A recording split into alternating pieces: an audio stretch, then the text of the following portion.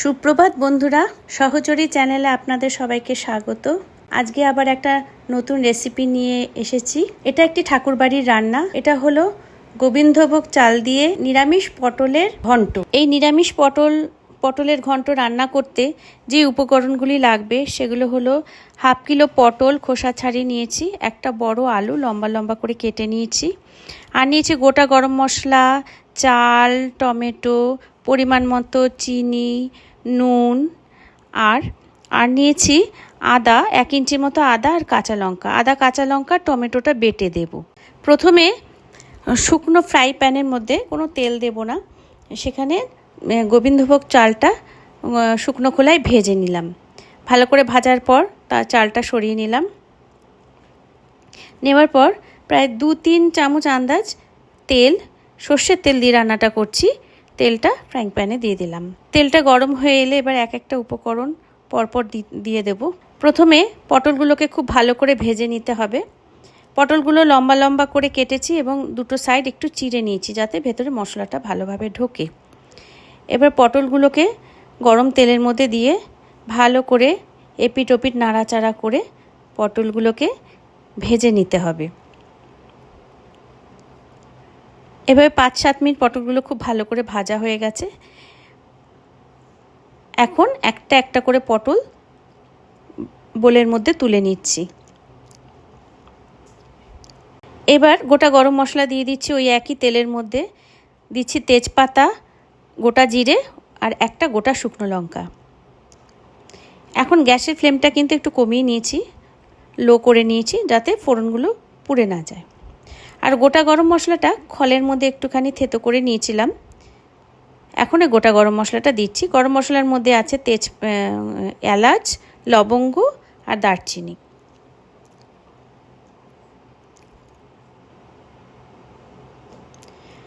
গরম মশলাটা একটু ভাজা ভাজা হলে, একটু গন্ধ ছাড়লে এবারে লম্বা লম্বা করে কেটে রাখা আলুটা দিয়ে দিলাম তেলের মধ্যে। এবার আলুটাকেও একটু লাল লাল করে ভেজে নিতে হবে। আলুটা ভাজা হয়ে এসেছে। এবার সেই বাটা মশলাটা মিক্সার জারে বেটে নিয়েছিলাম, টমেটো, আদা, একটা কাঁচা লঙ্কা, সেই বাটা মশলাটা দিয়ে দিলাম। এবার আঁচটা কমানোই থাকবে। এই অবস্থায় দিলাম 1 চামচের মতো জিরের গুঁড়ো, 1 চামচ আন্দাজ ধনের গুঁড়ো দিয়ে আবার একটু কষিয়ে নিচ্ছি। তারপরে দিলাম পরিমাণ মতো নুন। যেহেতু নিরামিষ রান্না, এতে একটু সামান্য চিনি দিলে রান্নার স্বাদটা ব্যালেন্স হয়, ওই জন্য একটু চিনি দিলাম, প্রায় 2 চামচ আন্দাজ, কারণ টমেটো বাটা আছে যাতে টক ভাবটা না হয়। তারপরে দিলাম 1 চামচ হলুদ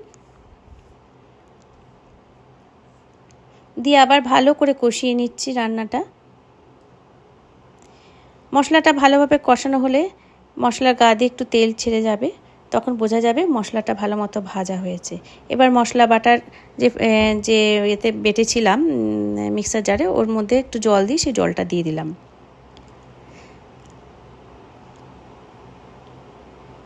মশলাটা ভালোভাবে কষানো হয়ে গেছে। মশলার গা দিয়ে সুন্দর তেল ছেড়ে এসছে, একটা গন্ধও বেরিয়েছে সুন্দর। এবার গোবিন্দভোগ চালটা, ভাজা চালটা দিয়ে দিচ্ছি। যেহেতু চালটা আগে ভাজা, আর ভাজতে হবে না, একটু নাড়াচাড়া করে নিলেই যথেষ্ট। এরপর আবার পরিমাণ মতো জল দিয়ে দিলাম। আমি রান্নায় সবসময় গরম জল ইউজ করি, তাতে রান্নার স্বাদটা ভালো হয়, আর সবজি বা মাছ মাংস সব কিছু সেদ্ধ কম সময়ের মধ্যে হয়ে যায়। ঝোলটা ফুটে উঠেছে। এবার একটা একটা করে পটল ছেড়ে দিচ্ছি।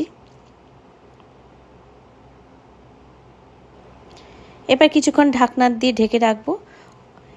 এই সময় গ্যাসের ফ্লেমটা মিডিয়াম টু লো থাকবে এবং 5-7 মিনিট আমি সেদ্ধ করার জন্যে ঢেকে রেখে দেবো।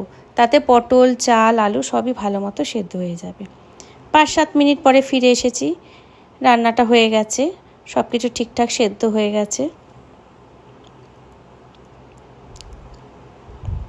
এরপরে সামান্য একটু ঘি দেব। ঘিটা অপশনাল, ইচ্ছে হলে আপনারা দিতেও পারেন, নাও দিতে পারেন। যেহেতু আমি একটা রান্না অনুসরণ করে এটা করছি, তাই যা যা উপকরণ এর মধ্যে দেওয়া হয়েছে আমি সব কিছুই দিয়ে রান্নাটা করছি। এই পটলের ঘন্টটা ভাত, রুটি, লুচি এগুলোর সাথে খেতে খুবই ভালো লাগে। খুবই সুস্বাদু এই রান্নাটা। বন্ধুরা, আপনাদের যদি ভালো লাগে আমার এই রান্নাটি, অবশ্যই লাইক কমেন্ট করবেন এবং ভিডিওর পাশে থাকা বেল আইকনটি প্রেস করে আমার চ্যানেলটি সাবস্ক্রাইব করে আমার পাশে থাকার চেষ্টা করবেন। রান্নাটি হয়ে গেছে, এবার বোলের মধ্যে ঢেলে নিলাম। ভালো থাকবেন, ভালো খাবেন। নমস্কার।